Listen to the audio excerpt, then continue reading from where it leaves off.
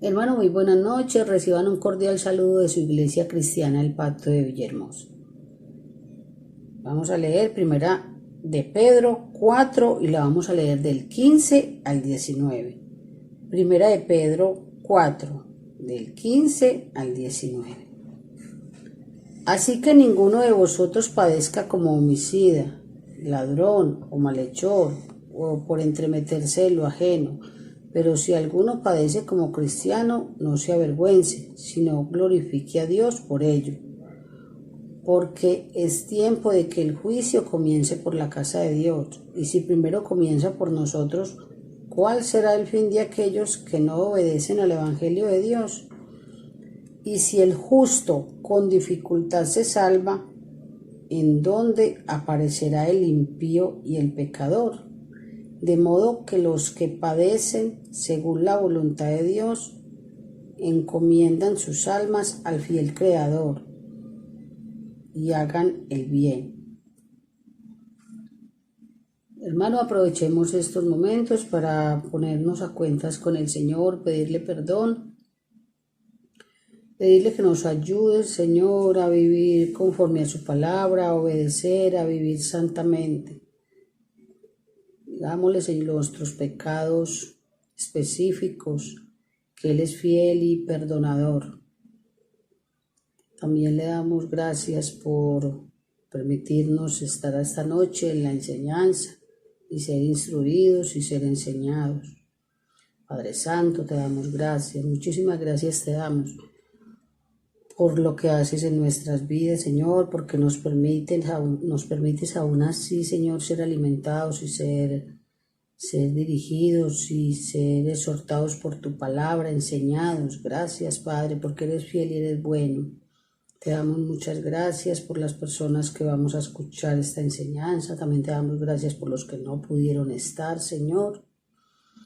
Gracias por permitirnos estar en comunión los unos con los otros, así sea virtualmente, Señor. Tú eres bueno, tú eres grande, Señor, y la gloria sea para ti.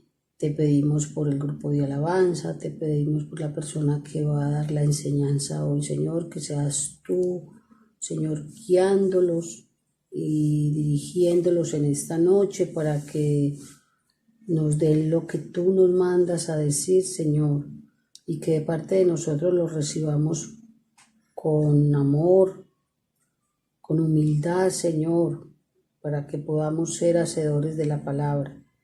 Te damos gracias, Padre Santo, por ello, y oramos en el nombre de nuestro Señor Jesucristo. Amén.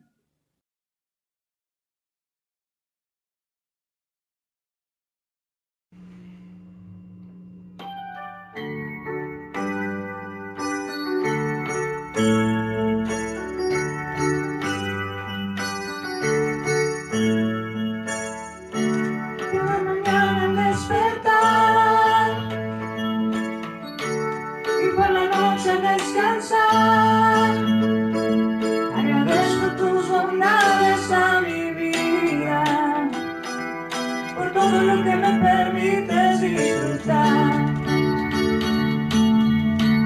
Cada mañana al despertar y por la noche descansar. Agradezco tus bondades a mi vida, por todo lo que me permites disfrutar. Aleluya, aleluya, aleluya. Agradecido soy por tu bondad. Cada mañana al despertar y por la noche al descansar. Agradezco tus bondades a mi vida, por todo lo que me permites disfrutar. Aleluya, aleluya.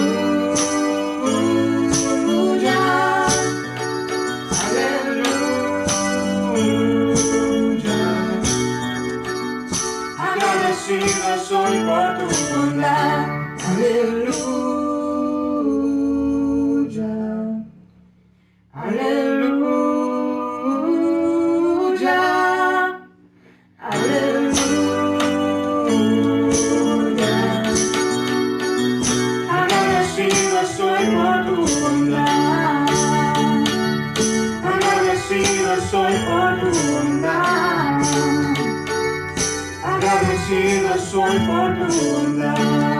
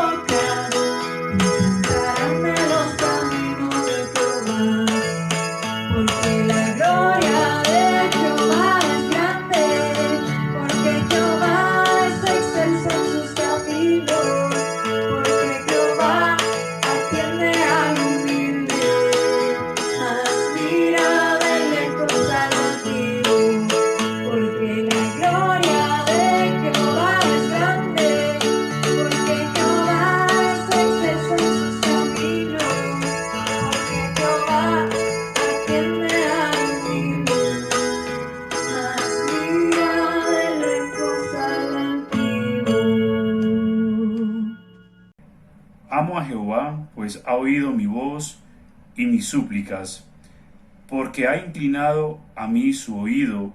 Por tanto, le invocaré en todos mis días. Padre, te damos gracias, Dios, te bendecimos, te glorificamos, te damos todo el honor, todo el poder, Padre de la gloria. Señor, gracias porque podemos venir delante de ti, Señor, y que tu oído se incline, Señor amado, a nuestras oraciones, a nuestras peticiones, Señor, confiando en que tú, Señor, conforme a tu voluntad, Señor, obrarás para la gloria de tu nombre, Señor. Padre, por eso en esta hora, Señor del cielo y de la tierra, venimos delante de ti a presentar, Señor, nuestras peticiones, Dios del cielo. Y a esta vez, Señor, queremos, Dios del cielo, orar por conversión, Señor. Señor, por conversión de nuestras familias, nuestros amigos, nuestros conocidos, Señor, para que a ellos les resplandezca la luz del Evangelio, Señor, y les des esa vida que solo tú das, Dios del cielo, a los que están muertos, Dios, para que vivan, Señor amado. Señor, en esta hora queremos orar también por salud, por la vida de nuestros hermanos, Señor, que hoy se encuentran quebrantados de salud, sufriendo, Dios del cielo, de alguna enfermedad, Señor amado, para que seas tú, Señor, Dios del cielo, Padre celestial, ayudándoles, Dios, y fortaleciéndoles en medio de esta prueba, Señor, sabiendo que aún en medio de esta dificultad, Señor, de la salud, Padre celestial, es tu voluntad, Dios del cielo. Dios, también queremos orar en esta hora por las familias, Señor, para que cada día, Señor, sean fortalecidas, Señor, para que cada día, Señor, Dios del cielo, ellos puedan, Señor, confiar en ti, Padre amado, que cada día las familias sean restauradas, Dios del cielo, y aprendan, Señor amado, a confiar en ti, soberano Dios. Padre, también venimos delante de ti, Señor, a presentar vida espiritual, Señor, de nuestros hermanos, de nuestros familiares, Señor amado, para que seas tú, oh Dios del cielo, avivándoles, Dios del cielo, para que ellos, Dios del cielo, puedan inclinar su corazón a buscar de ti, Padre de la gloria, y que anhelen en su corazón tu palabra, el tener intimidad contigo, soberano Padre de la gloria. Te lo pedimos para la gloria de tu nombre, Señor. Padre, también por fortaleza espiritual, para que, Señor, momentos de dificultad, Dios del cielo, quizás pensamientos de volver atrás, o quizás de desánimo, Señor, para que sean fortalecidos, Señor, para que sus manos sean levantadas, Dios del cielo, y para que puedan entender el sacrificio en la cruz del Calvario, Señor, y vuelvan a coger ánimo, Señor, para seguir avanzando en este peregrinaje, Señor, de nuestras vidas, Señor, aquí a este lado de la eternidad, Padre de la gloria. Señor, también queremos orar en esta hora por empleo. Señor, sabemos, Dios, que hay dificultad con el empleo, hay escasez, Dios de la gloria, y que, Señor, necesitamos ese empleo para proveer a nuestras familias, Dios del cielo. Te pido, Señor, que seas tú, Dios del cielo, proveyéndoles, Dios del cielo, para la gloria y honra de tu nombre. Te lo pido, Señor. También queremos orar en esta hora por situación económica, Señor, para que seas tú, oh Dios, ayudándonos a administrar lo que tú nos das, Dios del cielo, y para que seas tú, Señor, proveyendo conforme a sus necesidades en gloria, Señor, a todas nuestras necesidades conforme a tu gloria, a tus riquezas, Padre de la gloria, porque sabemos que tú tienes cuidado de nosotros en todo momento, Padre celestial. Queremos, Dios del cielo, orar también por las peticiones personales de cada uno de mis hermanos, las que están ahí en su corazón, Señor, las que están ahí esperando una respuesta, para que sea tu voluntad, Dios, también en ellas, Dios del cielo, en ese momento, en esa petición que tanto anhelan, Dios del cielo, las ponemos delante de ti. También queremos orar en esta hora por acción de gracias, Señor. Gracias, Dios, por todas las cosas que nos permites tener, Dios, que nos permites cada día, Señor, poder y que nos provees para la gloria de tu nombre, Señor. Gracias, Padre de la gloria, por todo lo que nos das, bendito Padre celestial. Gracias por tu misericordia. también queremos, Dios del cielo, orar, Señor amado, en esta hora, Señor, por el mundo y la iglesia global, para que las naciones del mundo lleguen a conocerte, Señor, para que invoquen tu nombre y para que en fe se arrepientan, Señor, Padre de la gloria. Clamamos a ti en esta hora, Señor, para que, Señor Dios del cielo, seas tú, Señor, teniendo la misericordia, Padre del cielo, y les resplandezca el Evangelio, Señor, al mundo entero, Señor. Padre, gracias por escucharnos, Dios del cielo. Gracias por tu misericordia, Señor. Y sabemos, Dios, que oramos no para cambiar tus propósitos, Señor, sino para descansar en ti, para que se haga para la gloria de tu nombre. En el nombre de Jesús, amén y amén. Solo no estoy, Jesús está a mi lado, amigo fiel, que no me dejará. Solo no estoy, en tempestad o en calma, mi buen Jesús su protección me da. Aunque la tempestad me azote y el mundo me desprecie, no temeré llevar la cruz, pues me guía con su amor. Y así camino con pleno gozo, solo no estoy, Jesús conmigo está. Solo no estoy, Jesús está a mi lado, amigo fiel, que no me dejará. Solo no estoy, en tempestad o en calma, mi buen Jesús su protección me da. Aunque la tempestad me azote y el mundo me desprecie, no temeré llevar la cruz, pues me guía con su amor. Y así camino con pleno gozo, solo no estoy, Jesús conmigo está. Y así camino con pleno gozo, solo no estoy, Jesús conmigo está.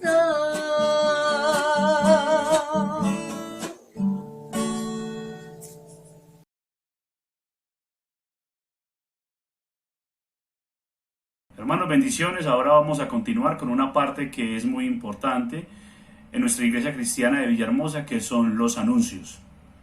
Anuncios, Iglesia Cristiana de Villahermosa. Porque no me avergüenzo del Evangelio, porque es poder de Dios para salvación a todo aquel que cree, al judío primeramente y también al griego. Porque en el Evangelio la justicia de Dios se revela por fe y para fe, como está escrito: mas el justo por la fe vivirá. Escuela para matrimonios. Mañana jueves 1 de octubre tendremos escuela para matrimonios por el canal de YouTube y por Zoom en vivo a las 7:30 p.m. Si usted está casado o estuvo casado, no ha asistido antes a la escuela, pero quiere participar, debe enviar un mensaje al número de WhatsApp 313-589-3248 solicitando la inscripción. Ministerio a hijos y padres. Reunión para jóvenes y adolescentes. Viernes 2 de octubre tendremos reunión virtual. Será en vivo a las 7 p.m. por el canal de YouTube, por nuestra página de Facebook y por Zoom, Escuela Bíblica Infantil. Las clases serán publicadas en nuestro canal de YouTube en los siguientes horarios: sábados 5 p.m., domingos 2 p.m., miércoles 5 p.m. Deuteronomios 6, 1 al 3. Próximas reuniones de adoración y estudio bíblico: sábados 7:30 p.m., domingo 10 a.m. Serán por nuestro canal de YouTube y por nuestra página de Facebook. Encuéntranos como Iglesia Cristiana Villahermosa, no dejando de congregarnos como algunos tienen por costumbre, sino exhortándonos, y tanto más cuando veáis que aquel día se acerca. Hebreos 10:25. Nueva vida en Cristo. Pasos básicos de la vida cristiana. Todos los lunes 7:30 de la noche por nuestro canal de YouTube, Iglesia Cristiana Villahermosa. Muchas son las aflicciones del justo, pero de todas ellas le librará Jehová. Salmos 34:19. Todos los martes 7:30 de la noche, un tema sobre la vida cristiana por nuestro canal de YouTube, Iglesia Cristiana Villahermosa. ¿Hay algún enfermo entre vosotros? Comuníquese con nuestra hermana Aleida Espinosa al número de WhatsApp 301-356-1783 y deje sus datos para orar por usted. Santiago 5:14. Diezmos y ofrendas. Para diezmos y ofrendas, la Iglesia ha puesto a disposición de sus miembros la cuenta de ahorros Bancolombia número 0022 80 84 671. Peticiones. Si tiene peticiones y quiere que oremos por ellas, envíe un mensaje al número de WhatsApp 301-356-1783. Oraremos por sus peticiones en el tiempo de oración del culto virtual. Serán publicadas de acuerdo con la fecha en que se reciban. Consejería pastoral. Toda consejería en la iglesia debe solicitarse por medio de la hermana Nancy Ciro al número de WhatsApp 300-740-5923. Ella le enviará de forma virtual el formulario para que lo diligencie. Bueno, mis hermanos, ahora vamos a abrir la palabra del Señor y vamos a tener la reverencia y el temor delante de Él en esta noche para escuchar su palabra, y vamos a ir al libro de Romanos en el capítulo 1 y vamos a estar leyendo los versículos 16 al 17. Romanos capítulo 1, versículos 16 y 17. Dice la palabra del Señor: porque no me avergüenzo del Evangelio, porque es poder de Dios para salvación a todo aquel que cree, al judío primeramente y también al griego. Porque en el Evangelio la justicia de Dios se revela por fe y para fe, como está escrito: mas el justo por la fe vivirá. Padre, te damos gracias, Dios, te glorificamos, te damos todo el honor, toda la gloria, Señor, es para ti. Señor, gracias porque en esta hora, Dios del cielo, vamos a escuchar tu palabra, Señor, es la que nos edifica, la que nos da vida, Señor, para seguir avanzando, Dios, en esta vida, Padre de la gloria. Señor, te pido en esta hora, Señor, por la vida de nuestro hermano, que en esta hora, Dios, nos va a dar tu palabra, Señor. Guárdale, Señor, líbrale, Señor, de que él, Padre, por favor, vaya a hablar sus palabras, Señor, sino que sea tu palabra en él, Dios del cielo. Para la gloria y honra de tu nombre, te damos muchas gracias, Señor. Amén y amén. Hermanos, que el Señor les bendiga. Le damos la gloria al Señor por permitirnos estudiar una vez más su palabra.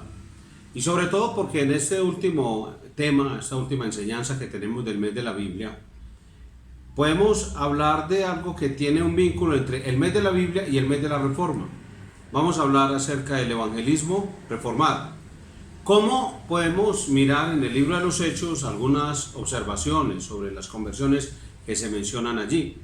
Voy a leer un texto de la palabra del Señor, luego iremos a Él en oración y bueno, continuaremos con el estudio de la palabra. Romanos 1, 16 y 17 dice: porque no me avergüenzo del Evangelio, porque es poder de Dios para salvación a todo aquel que cree, al judío primeramente y también al griego, porque en el Evangelio la justicia de Dios se revela por fe y para fe, como está escrito, mas el justo por la fe vivirá. Oremos al Señor.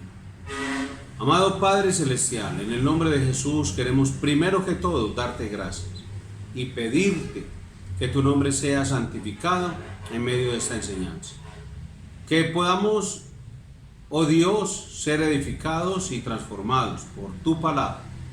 Gracias porque has puesto en nosotros el ministerio de la reconciliación. Has puesto en nosotros la tarea de predicar tu palabra.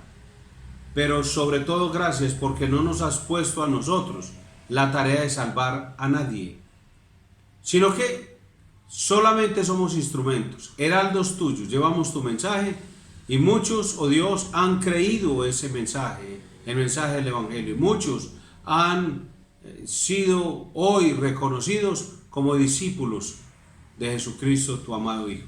Por eso, Señor, pedimos que tu nombre sea santificado y que venga tu reino sobre tu iglesia, sobre este barrio, este sector, este mundo, Señor. Ayúdanos, oh Dios, a vivir para hacer tu voluntad, conforme a tu voluntad, no la nuestra. Ayúdanos. En el nombre de Jesucristo. Amén. Muy bien, estamos hablando acerca de cómo la Biblia hace referencia a un tema que históricamente ha generado debates y controversias, pero precisamente es la palabra de Dios la que, como un árbitro superior a todos nosotros, como el mayor y mejor juez de todos, nos va a decir qué hacer, cómo hacer, qué hemos hecho mal, qué debemos hacer en adelante y cómo nosotros podemos concentrarnos en vivir siempre es para hacer la voluntad de Dios. No importa quién haya dicho qué, no importa si yo mismo lo haya dicho antes. ¿Qué dice la palabra de Dios? Y esa debe ser nuestra actitud siempre, como el publicano: sé propicio a mí pecador, porque es que ninguno de nosotros está por encima de las Sagradas Escrituras.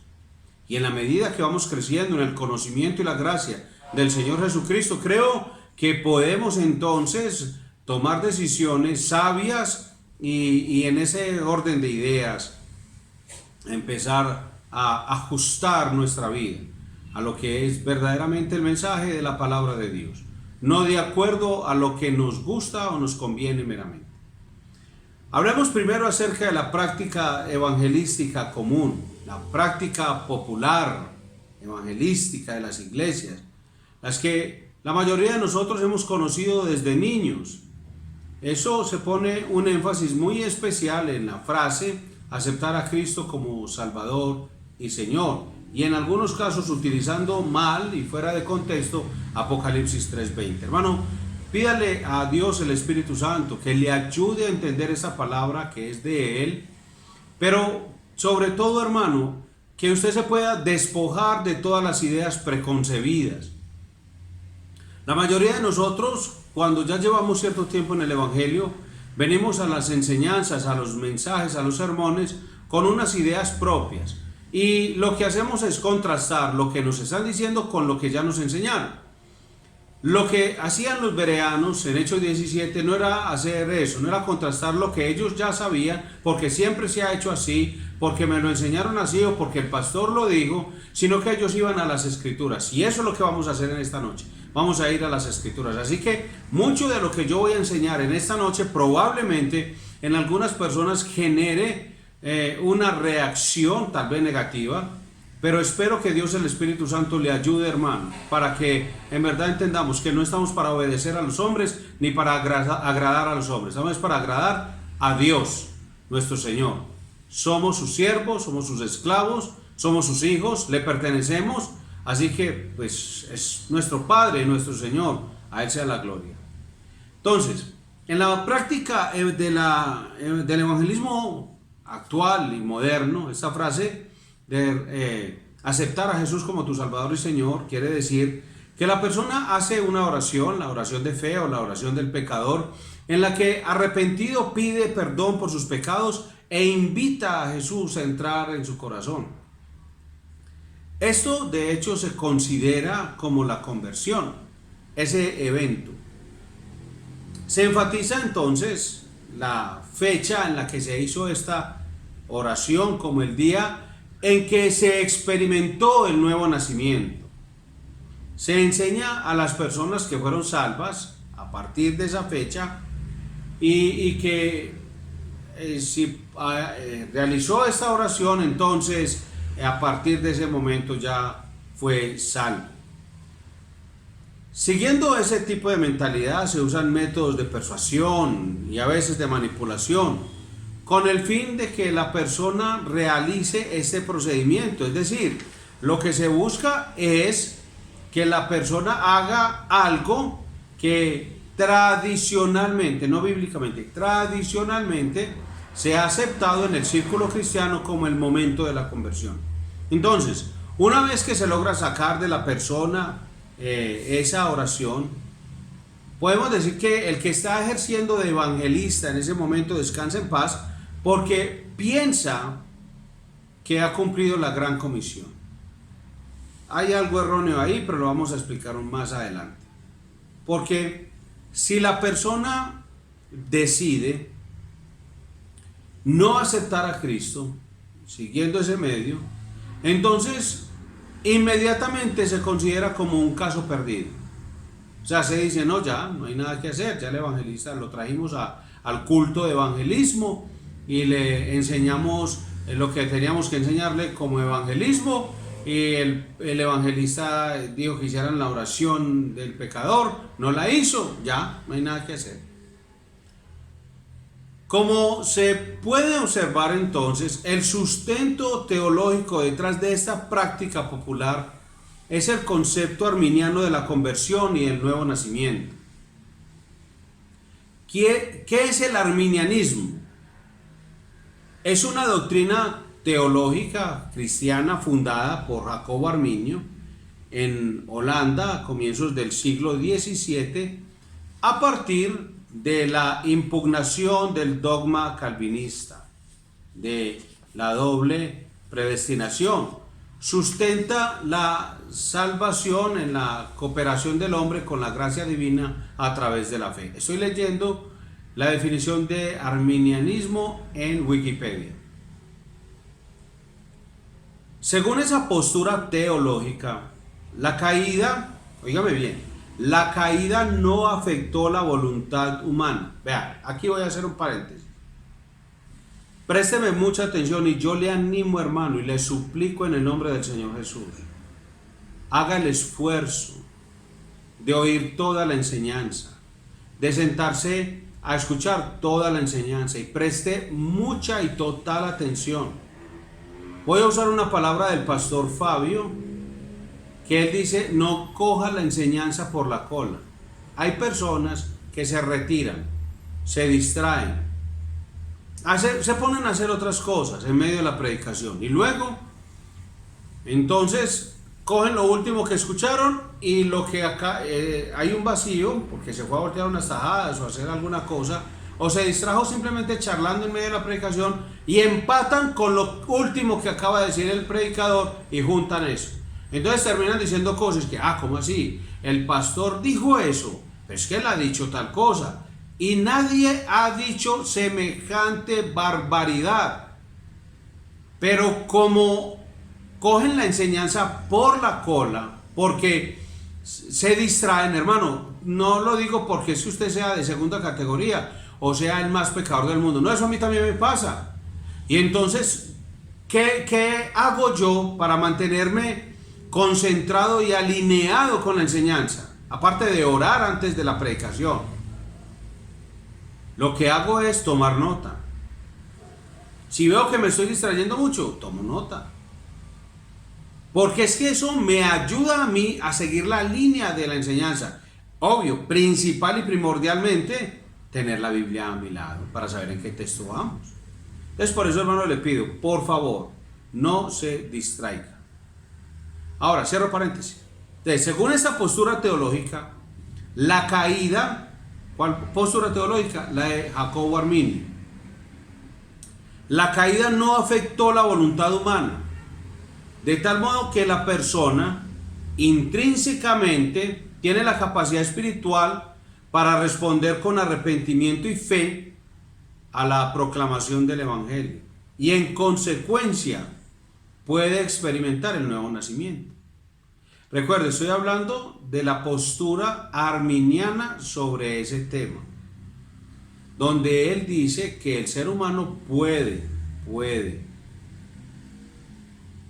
tener la capacidad de responder con arrepentimiento a la proclamación del Evangelio, porque tiene una voluntad que no fue afectada por el pecado, según ese señor. Oh, pues, muy pendiente, hermano, no se me distraiga, porque coge la enseñanza por la cola. Entonces, aparentemente, la experiencia confirma que así suceden las cosas. Debemos recordar, hermanos, que nosotros como cristianos evangélicos de la Reforma tenemos otro concepto de la conversión y tenemos otro concepto del nuevo nacimiento, y que estos deben reflejarse en los modos y formas en que cumplimos la gran comisión. Entonces, si usted dice, no, yo soy de la Iglesia Cristiana de la Reforma, entonces usted tiene que trasladarse a los postulados de la Reforma y estudiar e investigar y decir, bueno, si se aplica y se ajusta el método y la forma en que yo evangelizo con lo que es el cumplimiento de la gran comisión por parte de todo el cuerpo eclesiástico reformado. Tiene que preguntarse, porque la teología reformada enseña que la regeneración o nuevo nacimiento antecede a la conversión. Es decir, por una obra interna e invisible al ojo humano, el Espíritu Santo de Dios primeramente nos da nueva vida, para que luego podamos responder en arrepentimiento y fe a la predicación del Evangelio.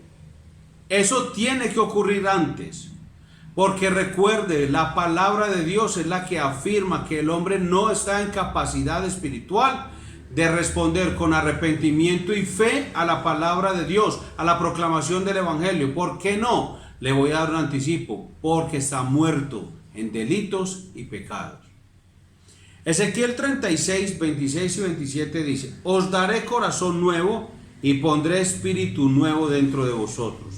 Y quitaré de vuestra carne el corazón de piedra, y os daré corazón de carne, y pondré dentro de vosotros mi espíritu, y haré que andéis en mis estatutos, y guardéis mis preceptos, y los pongáis por obra. Sí, ve qué maravilloso texto. Mire, todo lo que tiene que ocurrir, lo que hace Dios, todo de principio a fin.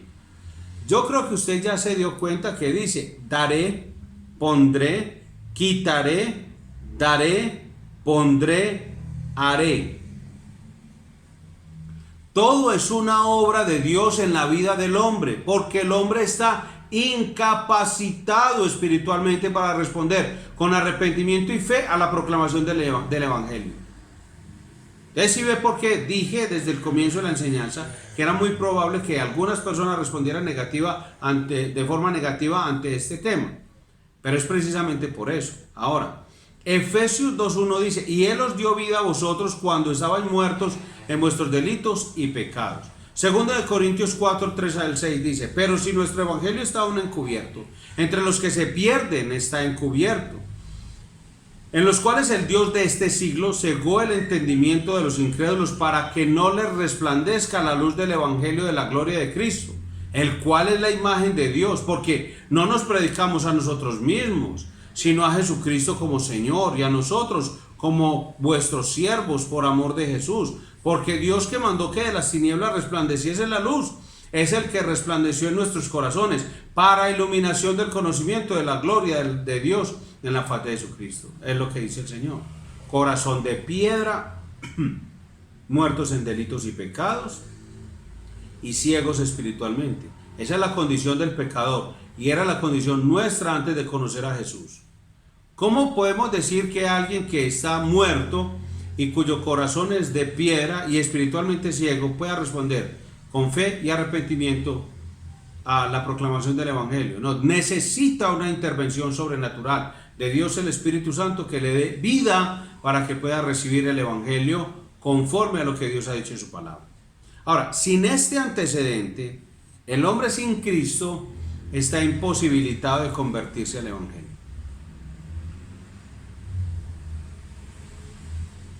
Como se sale de los fines de este tema, de mostrar este hecho bíblico, asumimos que usted va a estudiar la palabra de Dios, va a buscar una buena teología sistemática como la de Berkov, Hoss, Boyce, Sproul, y va a encontrar en ellos una explicación amplia. En términos generales, pareciera entonces que las iglesias reformadas nos hemos estado aislando o que no hemos practicado de un modo evangelístico que sea compatible con nuestra teología de la conversión y el nuevo nacimiento. Pareciera. Cuando tratamos de forzar una conversión a través de sentimentalismo, presión, manipulación y prácticas semejantes, no parece que estemos creyendo en el Espíritu Santo, que es el que obra internamente en el incrédulo. O sea, estoy asumiendo un rol y un papel que no me corresponde, porque estoy pensando que Dios, el Espíritu Santo, no tiene suficiente poder para hacer que una persona se convierta, para que el Espíritu Santo quite la venda de los ojos del incrédulo, para que lo convenza de pecado, para que le haga entender las maravillas de la gracia de Dios, en fin, habilitándolo y equipándolo para responder con arrepentimiento y fe.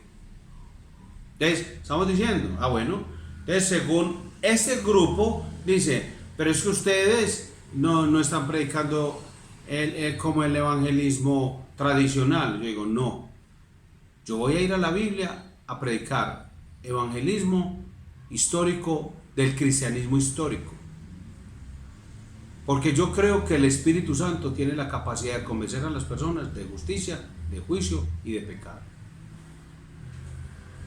para que respondan con arrepentimiento y fe. Eso lo creo. Vamos a mirar algunas conversiones en el libro de los Hechos, porque ahí vamos a ver algo que es conveniente para todos nosotros como iglesia. Hermano, no es lo que le haya dicho su hermano, su amigo, un pastor amigo, un vecino, no. ¿Qué dice la palabra de Dios? ¿Qué encontramos en la Biblia acerca del tema que estamos hablando? Cuando observamos con detenimiento las conversiones en el libro de los Hechos, encontramos puntos muy importantes que confirman nuestra postura de cristianos evangélicos de la Reforma. Y vemos que también nos da pautas para nuestra práctica evangelística. En el capítulo 2 del libro de los Hechos se registra el famoso discurso del apóstol Pedro el día de Pentecostés. Después de que Pedro presentó a Jesús crucificado y resucitado como Señor y Cristo conforme a las Escrituras, la gente respondió ante ese mensaje de una manera que es sencillamente sorprendente. Mire lo que dice: al oír esto se compungieron de corazón y dijeron a Pedro y a los otros apóstoles: varones hermanos, ¿qué haremos? Versículo 37 del capítulo 2. ¿Sí oye eso? Pedro les respondió a ellos llamándolos al arrepentimiento del pecado y a la fe en Jesucristo. O sea, Pedro no entró en una serie de manipulaciones, sino le dijo: Juan, tócame una melodía de fondo. María, pon las luces intermedias. Hermana, empieza a llorar un poco. Hermano, ve y acércate con palabras melodiosas al nuevo asistente. No, él habló de Jesucristo, su obra, su vida, su muerte y su resurrección como Cristo y Señor. Y la gente que dijo, ¿qué hacemos? ¿Qué hacemos? Yo creo que ya íbamos entendiendo. Listo. La gente responde a la predicación del Evangelio. En el capítulo 8 nos habla de la experiencia de Felipe y el eunuco etíope. Movido por el Espíritu Santo, Felipe se acerca a una carroza en la que venía un etíope leyendo una porción del profeta Isaías, del capítulo 53. Felipe le anunció el Evangelio de Jesús, partiendo del pasaje que el eunuco estaba leyendo. Al llegar a un lugar donde había agua, el eunuco le dijo a Felipe, aquí hay agua, ¿qué impide que yo sea bautizado? Felipe no lo manipuló, no entró en sentimentalismos, no lo presionó, solamente le dijo, si crees con todo tu corazón, bien puedes. El eunuco profesó públicamente su fe y fue bautizado. En la dramática conversión de Saulo de Tarso, que está en el capítulo 9 de Hechos, recordemos que lleno de ira contra los cristianos, su celo por el judaísmo, y Saulo se dirigía a Damasco con ira, con cartas, y él buscaba apresar a las personas, y él seguía con su misión en la vida. Su misión era acabar con los seguidores de Jesús. En el camino a Damasco tuvo un encuentro sobrenatural con el Señor Jesús, en el que Saulo preguntó sumiso finalmente, ¿qué quieres que yo haga? Después de haber estado ciego por unos días, recobró la vista y bautizado por medio del ministerio del discípulo llamado Ananías, al poco tiempo, encontramos que Saulo ya estaba predicando acerca de Cristo en las sinagogas de la región.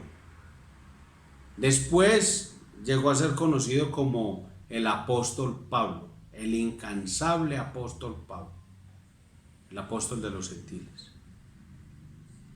Ya hemos visto 3 asombrosas conversiones, sin musiquita de fondo, sin manipulación del evangelista, sin presión de ninguna clase, sino que se proclama el Evangelio. Y como hay una obra sobrenatural de Dios el Espíritu Santo en la vida de los que han de creer, entonces las personas responden siempre diciendo, ¿y qué hacemos? ¿Qué quieres que yo haga? ¿Puedo bautizarme? En el capítulo 10 del libro de Hechos se encuentra otra conversión, la de Cornelio y toda su casa. Por instrucción divina, Cornelio hace traer a Pedro a su casa. Pedro, por su parte, aunque con un poco de incertidumbre, él realmente estaba dudando sobre si ir o no, obedece esa comisión. Al llegar Cornelio lo recibe con esas palabras: envié por ti y tú has hecho bien en venir. Ahora pues, todos nosotros estamos aquí en la presencia de Dios para oír todo lo que Dios te ha mandado. Versículo 33. ¿Y qué hizo Pedro? Póngame musiquita de fondo.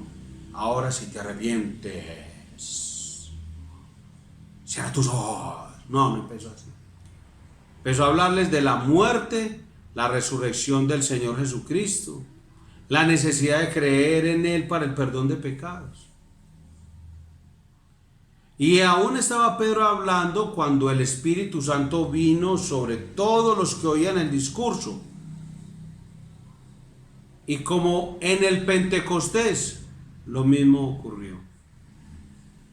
Pedro y sus acompañantes quedaron maravillados de que los gentiles también recibieran el don del Espíritu Santo y les bautizaron en el nombre del Señor. En el capítulo 16 del libro de Hechos nos relata muy brevemente la conversión de Lidia, una vendedora de púrpura. En este caso se nos permite ver mucho más de cerca la dinámica espiritual interna en la vida de Lidia, en el momento de su conversión. La Biblia dice que el Señor abrió el corazón de ella para que estuviese atenta a lo que Pablo decía, versículo 14. Como consecuencia de esto, ella creyó y fue bautizada con su familia y luego ofreció su casa para hospedar al apóstol Pablo y a todos los que le acompañaban. Mire que en todos los casos que hemos mencionado, es una obra sobrenatural, una intervención del Espíritu Santo en la vida de la persona, en el interior del individuo, lo que no se puede ver. ¿Quién podía ver lo que estaba pasando en Lidia? ¿Quién podía ver lo que estaba pasando en Cornelio? ¿Quién podía ver lo que estaba pasando en Saulo? ¿Quién podía ver lo que estaba pasando en las personas alrededor de los discípulos en el día del Pentecostés? Nadie. De hecho, las reacciones de la gente a su alrededor era como que están borrachos, están locos, esta gente, ¿qué le está pasando? Pero es que el Espíritu Santo había intervenido en la vida de ellos. En ese mismo capítulo 16 del libro de los Hechos está la historia del carcelero de Filipos. Pablo y Silas, recordemos, que habían sido azotados y apresados injustamente, precisamente por predicar el evangelio, y aún presos ellos se encontraron cantándole al Señor alabanzas y todo. Entonces imaginemos a Pablo y a Silas cantando alabanzas en medio de una prisión y lo demás. La historia en la Biblia nos narra que vino de pronto un terremoto que abrió las rejas y las puertas de la cárcel. El carcelero, pensando que la gente se había escapado, sacó la espada e intentaba suicidarse. En ese momento Pablo interviene y le dice que no atente contra su vida, que todos estaban ahí, que no se había perdido ni uno. Entonces el carcelero inmediatamente hizo esa pregunta más famosa en el libro de los Hechos, y prostrándose a los pies de Pablo dijo: señores, ¿qué debo hacer para ser salvo? Versículo 30. El apóstol le indicó que la única manera era la fe en el Señor Jesucristo. El carcelero creyó y fue bautizado con toda su familia. Entonces la pregunta clave aquí: ¿qué tienen de común todas estas conversiones?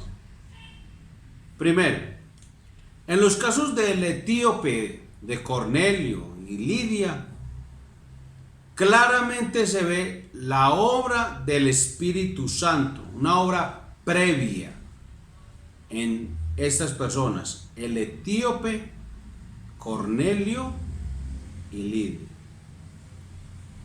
Podemos ver que la conversión no se dio de la nada.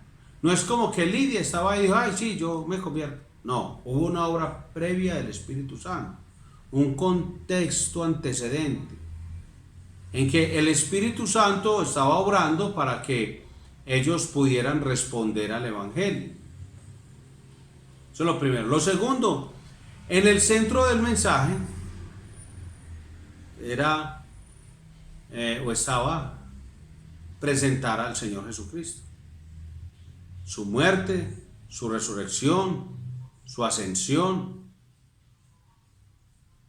Entonces se hacía un llamado al arrepentimiento y la fe en Él como el Señor. No se trataba de una oración ritualista para aceptar a Cristo, sino que cuando se presentaba el Evangelio,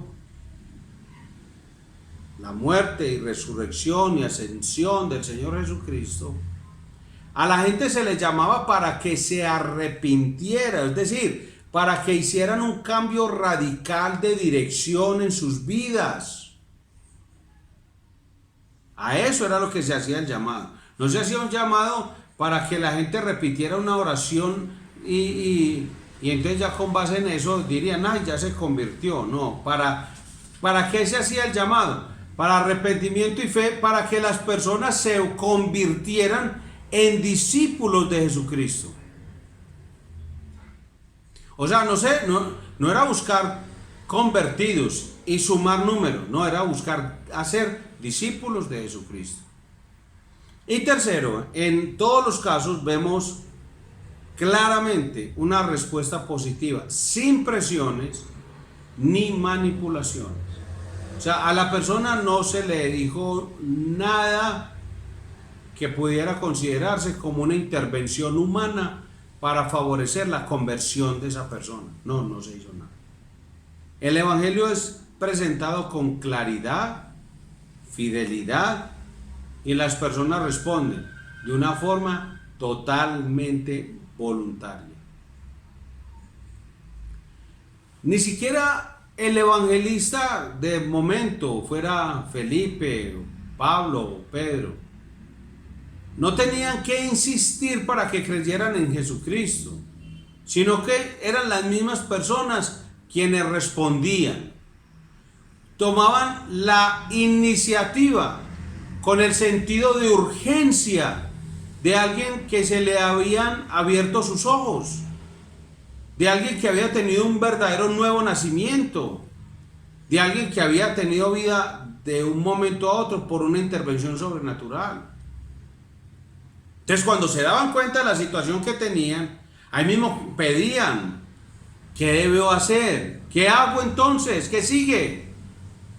Y yo creo que estas escenas son contrastantes con lo que vemos ocurrir en muchas campañas evangelísticas, llamados a aceptar a Cristo, en donde a veces vemos que el predicador se vale de técnicas de manipulación, presión, juegan con los sentimientos de las personas. ¿Con qué propósito? Lo único que buscan es que la persona salga al frente y haga la oración del pecador o la oración de fe, no más. Ya eso lo considera una conversión. Y el evangelista de turno como que se dice: ay, por fin, ¿cuántos se me convirtieron hoy?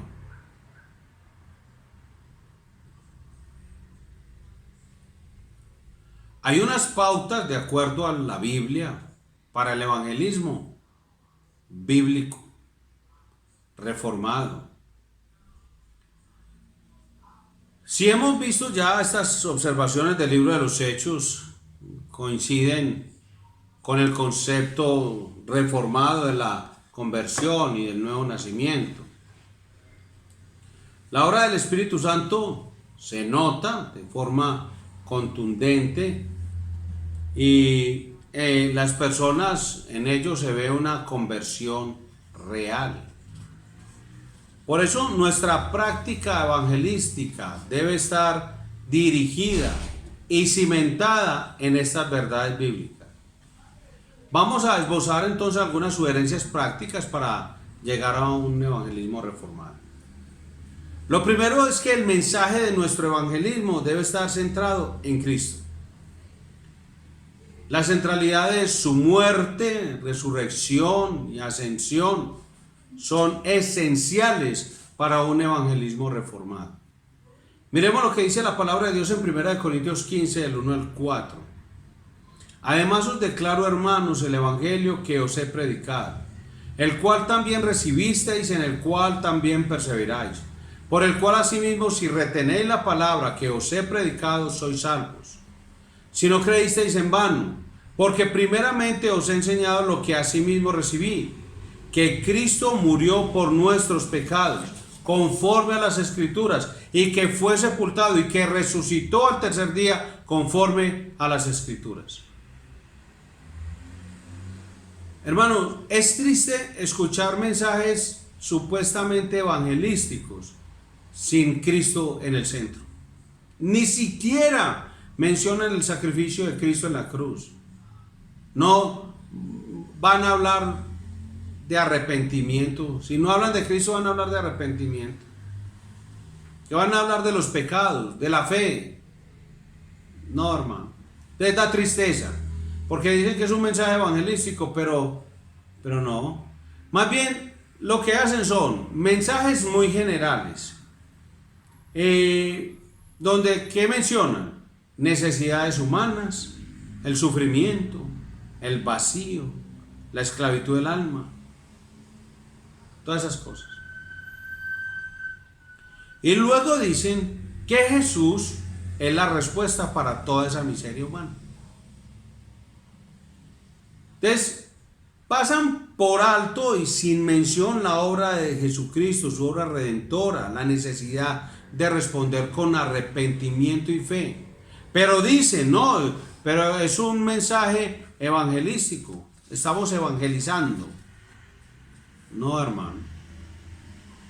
Utilizan recursos manipuladores, sensacionalistas. Logran que los oyentes levanten la mano o pasen al frente para repetir una oración. Vea, yo he vivido esta experiencia muchas veces. Hasta hermanos de la iglesia. Va alguien, un hermano en la fe, y predica el evangelio. Entonces la predicación, pues en algunos casos tiene mucha emoción y sentimiento. Y la persona dice, ¿quién quiere creer en Cristo o convertirse o tal cosa? Pero después de haber hecho todo esto, de haber mencionado el problema y todas esas cosas, como Jesús es la solución, y las personas levantan la mano, personas que ya son creyentes, algunos hasta bautizados. Una vez en el Parque San Antonio hubo un evangelista de talla mundial, y ese Parque San Antonio se llenó, esa campaña evangelística. Recuerdo que yo estaba a cargo de tomar los datos de personas que se convirtieran, que salían al frente, y tomamos datos y todo eso. Muy bien, cuando se cotejaron todas las tarjetas de decisión, que así se llamaban, donde teníamos los nombres de todas las personas que se convirtieron, más de 5,000 personas, todos pertenecían a alguna iglesia en algún lugar de Medellín. Hermanos, debemos alejarnos de toda práctica evangelística que no ofrezca el verdadero evangelio. El único que puede transformar vidas, y no solo fabricar conversiones. Eso es. El evangelio transforma vidas, no fabrica conversiones nomás. Lo otro que debemos considerar es que el llamamiento que hagamos no debe ser en términos de aceptación de Cristo, sino en términos de arrepentimiento y fe en Jesucristo. Es decir, no se trata solo de hacer una oración de aceptación, sino, como dice la escritura en Mateo 16:24, negarnos a nosotros mismos, tomar nuestra cruz. Dice, entonces Jesús dijo a sus discípulos, si alguno quiere venir en pos de mí, niéguese a sí mismo, tome su cruz y sígame. Pues eso es sencillo, hermano. De volvernos discípulos de Jesucristo por medio del arrepentimiento de nuestros pecados, hermano. Entonces, antes de volver como antes de ser términos de aceptación de Cristo, sino en términos de arrepentimiento y fe en Jesucristo. Entonces, no solo hacer una oración de aceptación, sino de negarnos a nosotros mismos y tomar nuestra cruz, de volvernos discípulos de Jesucristo por medio del arrepentimiento de nuestros pecados, como dice Mateo 9:9. Pasando Jesús de allí, vio un hombre llamado Mateo, que estaba sentado al banco de los tributos públicos, y le dijo, sígueme, y se levantó y le siguió. No solo una oración de aceptación, sino también de recibir gratuitamente la gracia de Dios en Cristo por medio de la fe. Jesús nos llamó a ser discípulos. Mateo 28:19. Por tanto, id y haced discípulos a todas las naciones, bautizándolas en el nombre del Padre, del Hijo y del Espíritu Santo. Por eso, el evangelismo reformado no se trata de que la gente haga una oración, no es lograr eso, sino que la gente se convierta en un discípulo de Jesucristo, puesto que Dios es quien obra previamente en las personas. Entonces el evangelismo reformado no tiene por qué ser agresivo, no tiene por qué ser manipulador, no tiene por qué estar tratando que la gente haga la oración. Los que Dios llama en verdad responden al Evangelio voluntariamente, sin presiones ni manipulaciones, como en todos los casos que leímos del libro de los Hechos. Y no va a encontrar en la Biblia que haya alguna diferencia en eso. No va a encontrar a alguien que creyó en Dios o en Jesucristo bajo presión o por manipulación. Por eso nuestro deber es compartir las buenas noticias, el Evangelio, e invitar a las personas a reconciliarse con Dios, pero nunca hostigándolos, hermano, nunca amenazándolos, o presionándolos, o manipulándolos. Hermano, responden a la invitación de una manera espontánea, como en el libro de los Hechos, con un sentido de urgencia, porque la venda de sus ojos espirituales fue retirada. Sus corazones tienen nueva vida, originada por el Espíritu Santo de Dios. ¿Cómo no van a responder voluntariamente, hermano? Con un sentido de urgencia, de creer, de arrepentirse de sus pecados, de seguir a Jesucristo, hermano. En la práctica notaremos que la conversión de las personas por medio del evangelismo reformado, a la vista del ojo humano, se percibe más como un proceso que como un solo evento. Y permítame lo explico. La persona empieza a acercarse paulatina y progresivamente al entendimiento del evangelio. O sea, esa persona ya ha sido regenerada, justificada. Eso ya lo enseñamos el día pasado. Pero es creciendo esa persona en el entendimiento del evangelio. Entonces no es como alguien que creyó en un momento y pare de contar, y ese es el día de su conversión, y listo, y soltamos a la pobre ovejita. No. Dios, lo que hemos visto por la Biblia es que Dios, y que lo creemos firmemente, porque Dios lo ha dicho, es que Dios a través de diversos medios va conduciendo a la persona hacia un punto en que esa persona se somete al señorío de Jesucristo por medio de la fe. Es el proceso de Dios. Entonces, si usted es hoy un creyente, puede que usted diga, no, pero es que yo me convertí el 3 de septiembre de 1998. Usted puede decir eso. Pero lo que creemos por la palabra de Dios es que puede que usted ese día haya repetido una oración de fe, y que a partir de ese momento usted venga haciendo lo que normalmente llamamos teniendo una vida cristiana, pero por las escrituras lo que nos damos cuenta es que hay una intervención previa del Espíritu Santo para llevarlo a usted y a mí al momento del sometimiento al Señor Jesucristo, voluntariamente, sin presión ni manipulación. O sea que en el evangelismo reformado es muy difícil conocer el momento exacto en que la persona fue justificada, por lo que es irrelevante. Puede sonar bonito y romántico y está bien, usted no va a ir para el infierno por eso. Pero lo que digo es que es irrelevante tratar de tener una fecha específica de la conversión, porque si hablamos de la justificación, entonces Dios a usted ya lo justificó y usted empieza y lo regeneró. Entonces por eso usted empieza a tener un entendimiento y un sentido de urgencia por conocer a Dios. Pero claro, usted está quién sabe en qué lugar y bajo qué condiciones y qué contexto. Entonces usted sigue yendo a su religión popular y sigue haciendo sus oraciones y dice, pero ¿por qué, hombre? No, es que yo quiero es otra cosa y quiero más. Y luego, entonces en el transcurrir del tiempo, usted llega a oír a alguien y alguien le presenta el mensaje del evangelio y usted dice, esto es lo que yo buscaba.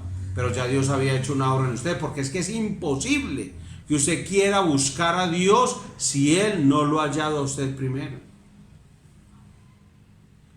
Ahora, no obstante, la conversión se hace evidente para los demás porque están observando los cambios en la vida de que ya es un discípulo del Señor Jesucristo. Porque recibe el testimonio interno del Espíritu Santo que le convence de su posición como hijo de Dios.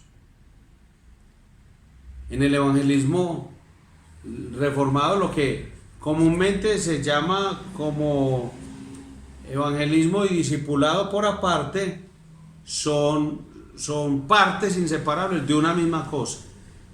Porque recuerde que Jesucristo nos mandó no a ser convertidos, sino a ser discípulos de Cristo. Entonces la gran comisión se cumple cuando hacemos discípulos. No cuando hacemos que la gente levante la mano y haga una oración de fe, o la oración del pecado, o una oración ritualista cualquiera. Por eso no podemos estar satisfechos con solo tirar balas al aire, como balas evangelísticas al aire. No, hay que apuntarlas eficazmente, específicamente y con un propósito, y es hacer discípulos. No nos podemos conformar con simplemente hablar de Cristo a las personas, sino que nuestro objetivo debe ser siempre lograr que sean discípulos de Jesucristo, es decir, que esa persona siga a Jesucristo. ¿Qué conlleva eso de nuestra parte, hermanos? Oración, paciencia, perseverancia, sacrificio, sabiduría, testimonio, claridad en el mensaje y relación con las personas que deseamos ver como discípulos de Jesucristo. No es solamente usted decir, ve, yo entregué un tratado y en mi vida he entregado 1.000.000 de tratados, o sea que tengo 1.000.000 de hijos espirituales. De pronto ni uno, porque es que eso no es evangelismo. Usted está haciendo lo que hace un mercaderista, lo que hace un publicista, pero usted no está predicando el evangelio. No. Por eso hacemos la distinción. El apóstol Pablo oraba, tenía paciencia, perseveraba, se sacrificaba, seguía con las personas y tenía una relación con ellos, porque lo que quería era hacerlos discípulos de Jesucristo. Entonces no se trata solo de pasar un momento, un rato, un evento en esa tarea. Eso hay que seguir, o sea, hermano, es su gran comisión, no es de los pastores únicamente, es la gran comisión de la iglesia, de todo el cristianismo. Se trata es de entregar nuestra vida con tal de establecer un discípulo más para Jesucristo. O sea, de forma incansable, sacrificial. Entonces podemos concluir, hermano, que cuando el verdadero evangelio es predicado, no se necesita la presión ni la manipulación para que las personas respondan positivamente. Ahí no hay que ponerle musiquita, ni un juego de luces, ni nada de esas cosas, hermano. No hay que contarle anécdotas, ni buscar que la persona se sienta triste o alegre. No, hermano, eso no es. Hay que presentar la obra de Cristo, su vida, muerte, sepultura, resurrección y ascensión. Eso es lo que hay que predicar. El evangelio es poder de Dios para salvación a todo aquel que cree. Los que responden positivamente lo van a hacer por una obra interna del Espíritu Santo, que van a mostrar un sentido de urgencia por abrazar las promesas de Dios, la gracia de nuestro Señor Jesucristo. Por eso el Señor dijo en su palabra, son pocos. Entonces hay un afán, hermano, y unas estadísticas que si yo convierto uno, entonces se convierte otro, y vuelven el cristianismo y el evangelismo como una pirámide. Entonces yo tengo 3, esos 3 tienen otros 3 cada uno, y los cada uno, y yo quedo como un diamante.